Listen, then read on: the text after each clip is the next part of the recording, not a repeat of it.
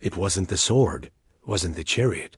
It wasn't even the walls of Babylon, it was the ledger. Most historians look at the rise of civilization and see armies. They see conquerors. They see the physical imposition of will upon the world. But the true engine of history is quieter, it is more subtle. It is written on clay tablets. It is etched into black diorite stone. It is the mathematical relationship between the creditor and the debtor. This is the unseen architecture of human society. In 1754 BC, a king named Hammurabi codified this architecture. He erected a stele, a massive finger of black stone. On it, he carved 282 laws. We are taught in school that this was about justice, an eye for an eye, a tooth for a tooth. But that is the surface narrative. The structural reality of Hammurabi's code was financial. It was the first comprehensive attempt to regulate the most dangerous force in economics, interest-debt contract, and the inevitable collision between mathematical compounding and the physical limits of the harvest. Hammurabi understood something modern central bankers often forget: debt grows exponentially. Wealth grows linearly. When the curve of debt overtakes the line of production, the society breaks. The code was not just law. It was a containment system. It established the maximum interest rate on barley. It established the maximum interest rate on silver. It created the mechanism for the forgiveness of debt during floods or droughts. It was the first recognition that finance must be subservient to stability. But the code also revealed a darker truth. Once you introduce interest-bearing debt into a society, you start a clock, a countdown.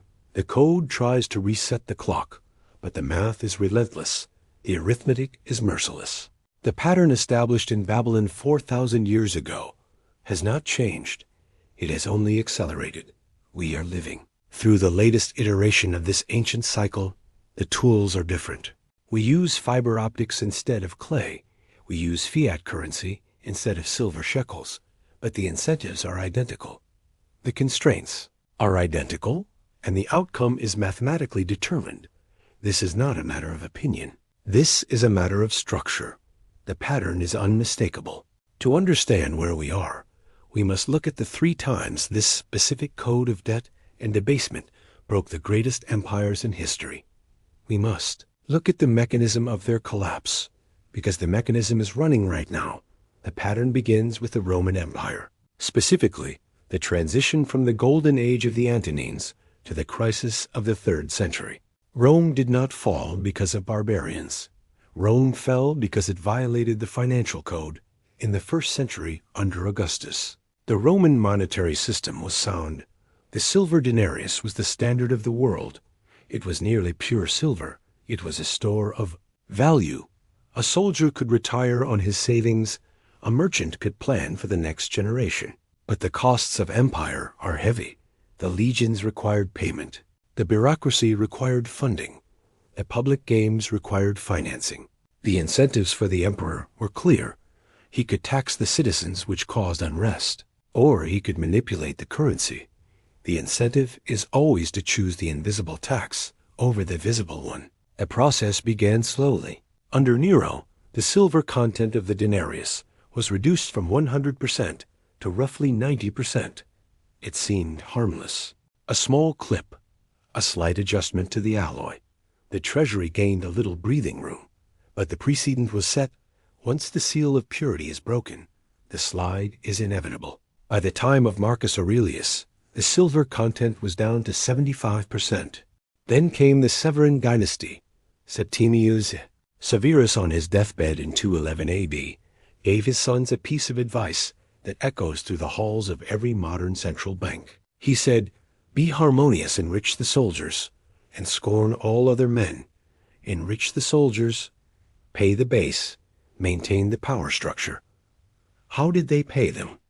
They couldn't raise taxes enough, so they debased the coin. Caracalla introduced the asterisk Antoninianus asterisk, a double denarius, but it didn't contain double the silver.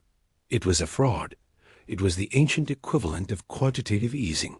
It was the mies expansion of the money supply without the expansion of value.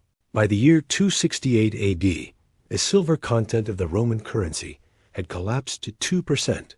Think about that number. From pure silver to 0.02%. The coinage was essentially bronze dipped in a silver wash. The wash would rub off in your hand. The population knew it. The merchants knew it. This is where the Hammurabi dynamic asserts itself. Gresham's law took hold, bad money drove out good. Citizens hoarded the old real silver coins. They spent the new worthless bronze coins as fast as possible. Velocity spiked, prices exploded. In the time of Augustus, a modius of wheat cost a few sestertii. By the time of Diocletian's edict on maximum prices in 301 AD, the price of wheat had risen by thousands of percent. The inflation was not a natural disaster. It was a policy choice. It was the result of the state attempting to fund structural deficits by compromising the unit of account. Consider the life of a Roman soldier in 270 AD. His grandfather had been paid in silver. He was paid in plated copper. His salary had been raised numerically. He was making more money than any soldier in history, but he could buy less than a slave could a century. Prior, the middle class was wiped out. The decurions, the local municipal officials, who were responsible for collecting taxes, were crushed. They were forced to pay the difference if tax collections fell short. With the currency collapsing, they couldn't collect enough value, so they abandoned their posts. They fled the cities. The urban fabric of the empire began to disintegrate. People moved to the countryside. They sought protection on the great estates of the wealthy. This was the birth of feudalism. It didn't happen because of a war. It happened because the money died, the complex trade networks that allowed pottery from North Africa to end up in Britain collapsed. Why? Because you cannot have complex trade without a trusted medium of exchange. When the trust evaporates, the trade stops. The economy localized, it simplified. It became brutal. Rome didn't fall in a day. It was liquidated slowly by the violation of the ledger. Just like Rome, the Spanish Empire in the 16th and 17th centuries fell victim to the same mathematical trap, but with a twist. Rome died from a lack of silver. Spain died from too much of it, or rather the misunderstanding of what silver actually represented. Following the discovery of the New World, Spain became the master of the global supply of precious metals. The mines of Potosi in modern-day Bolivia churned out mountains of silver. The treasure fleets, the asterisk Flota de Indias asterisk, sailed across the Atlantic, their hulls groaning under the weight of bullion. To the Spanish crown, this looked like infinite wealth. King Philip II believed he had been given a divine credit card. He launched wars on every front. He fought the Ottomans in the Mediterranean. He fought the Protestants in the Netherlands. He fought the English in the Channel. He built the Escorial, a palace monastery of immense grandeur. The incentive was overwhelming. Why develop industry? Why improve agriculture? Why reform the tax code? God had given Spain the money, or so they thought. But money is not wealth. Money is a claim on wealth. Wealth is production. Wealth is the bread, the wool, the steel, the ships. Spain used its silver to buy these things from other countries. They bought cloth from England. They bought grain from France. They bought weapons from Italy. The silver flowed into Spain and then immediately flowed out. But while it was there, it wreaked havoc. This was the price. Revolution. Between 1500 and 1600 prices in Europe multiplied by a factor of 6. In Spain, it was worse. The influx of money without a corresponding increase in goods caused hyperinflation relative to the era. Spanish industry was decimated. Because prices were high in Spain, Spanish goods became too expensive for anyone to buy. Because there was so much silver, foreign goods became cheap for Spaniards to import. The domestic productive base was hollowed out. It is the classic resource curse, centuries before the term existed. The crown, despite owning the mines, was perpetually broke. Philip II, the most powerful man in the world, declared bankruptcy not once, but 4 times. 1557, 1560, 1575, 1596. Think about the mechanics of a sovereign default in the 16th century. The king had borrowed heavily from the banking families of Europe, the Fuggers of Augsburg, and the Genoese bankers. He borrowed in Asianto's short-term high-interest contracts. He pledged the future arrival of silver fleets as collateral, when the fleet was delayed by storms or pirates, or when the war costs exceeded the value of the silver. The math broke. In 1557, Philip simply stopped paying. He converted the short-term high-interest debt into long-term low-interest bonds called asterisk juros. Asterisk, this was a forced restructuring, a bail-in. The Fugger Bank, one of the greatest financial houses in history, was eventually ruined by its exposure to Spanish sovereign debt. The lesson here is critical. Even when you control the money supply, in this case the physical mines, you cannot outrun the compounding math of debt and the destruction of the productive economy. By then, mid-17th century Spain was a hollow shell. The fields of Castile were empty. The cities were filled with beggars. The empire was vast on the map, but structurally insolvent. They had mistaken the symbol of value for value itself, and the ledger punished them for it. Just like Spain, the British Empire walked the path from dominance to debasement, but in the modern era of central banking. In 1914, Great Britain was the creditor to the world. The pound sterling was the global reserve currency.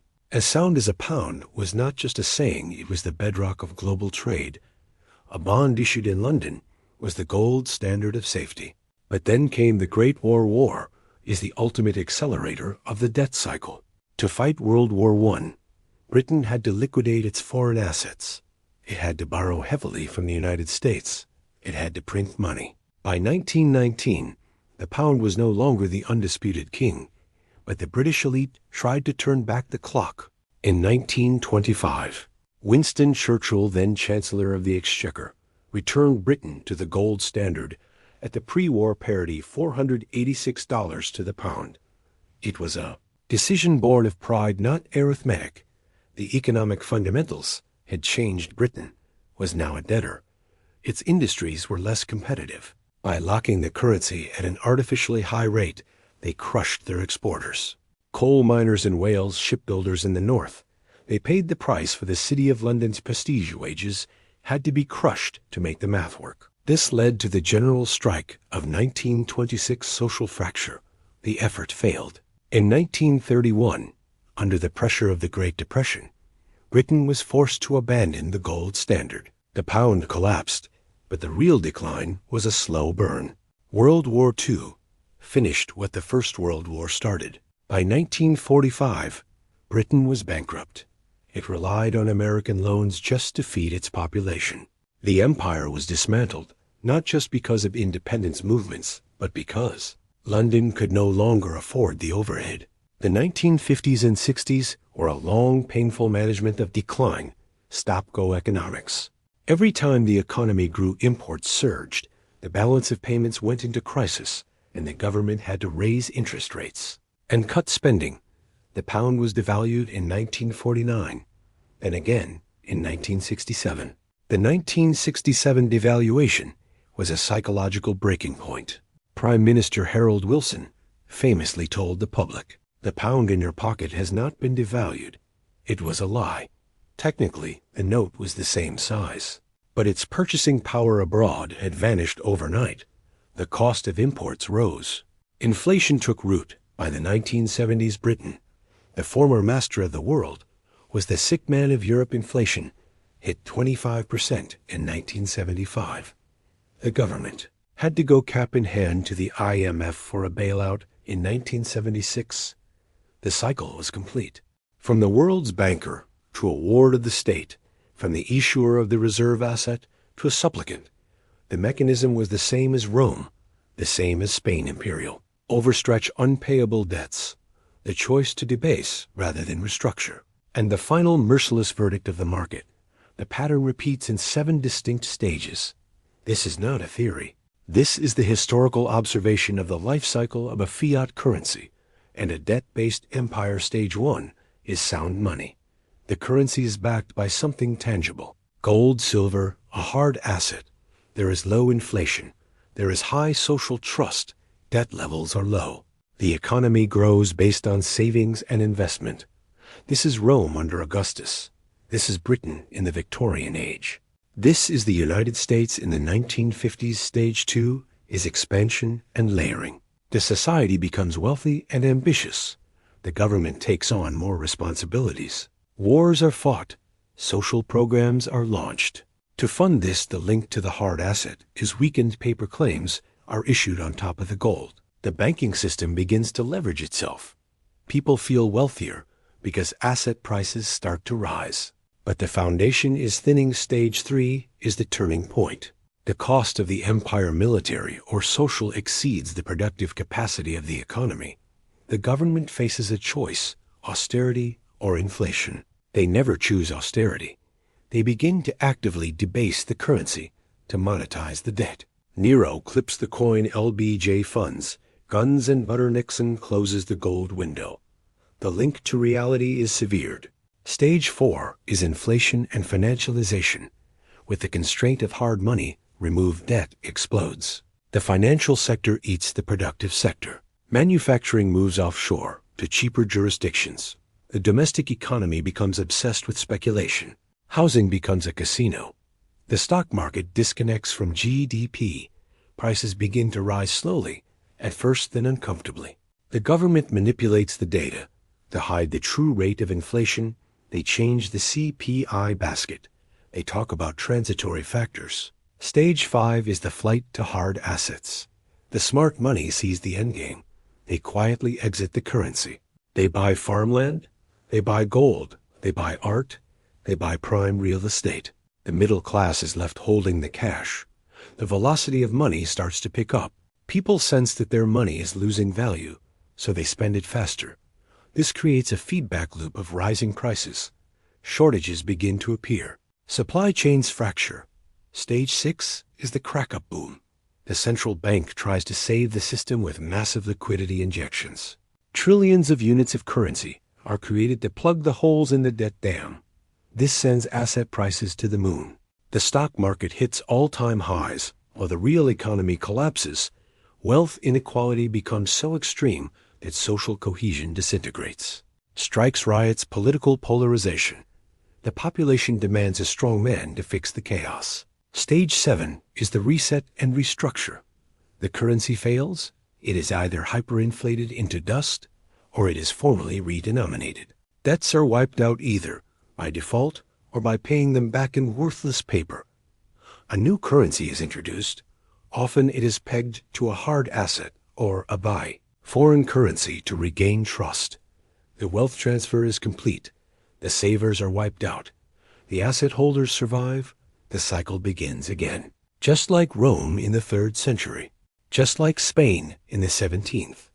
Just like Britain in the 20th. Current data suggest we are deep in the latter stages of this cycle right now. Look at the map. Stage 4 is clearly behind us. The decoupling of the dollar from gold in 1971 was the entry into Stage 4. The financialization of the U.S. economy since the 1980s is the symptom. Stage 5 is arguably where we have been living for the last decade. The flight to assets. Why is housing unaffordable for the average worker? Because housing has become a monetary store of value, not just a shelter. BlackRock, Vanguard sovereign wealth funds. They are treating single-family homes as liquidity vehicles. This is the flight from cash. Stage 6 signals are flashing. The response to the 2020 crisis was the greatest injection of liquidity in human history. 40% of all U.S. dollars in existence were created in a span of 24 months. The crack-up boom dynamic, where markets soar while the street suffers, is visible to anyone paying attention. Some economic historians note that the United States has a unique advantage: the world reserve currency status. They argue this allows the U.S. to export its inflation to the rest of the world. They argue that the demand for dollars is so high that the cycle can be extended indefinitely. This is the exorbitant privilege, and there is truth to it. It is a powerful buffer, but it is not a shield against the arithmetic. In fact, the reserve status creates a trap. To maintain the global system, the U.S. must run trade deficits. It must supply the world with dollars. This hollows out the domestic manufacturing base, exactly as happened to Spain and Britain. Furthermore, the weaponization of the dollar, seizing reserves, imposing sanctions, accelerates the desire of other nations to exit the system. The BRICS alliance, the accumulation of gold by central banks in the East, these are the immune response of the global body to the dollar's infection. The incentive for the rest of the world is now to find an alternative. The incentive for the U.S. government is to print to cover its unfunded liabilities. Social Security, Medicare interest on the debt. The numbers are public.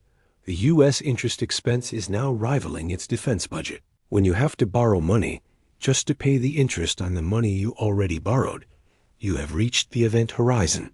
The math becomes nonlinear. So how does this end? History provides three specific endgames. The first is controlled decline. This is the British path, a slow grinding reduction in living standards. Decades of stagnation. The currency loses value consistently year over year.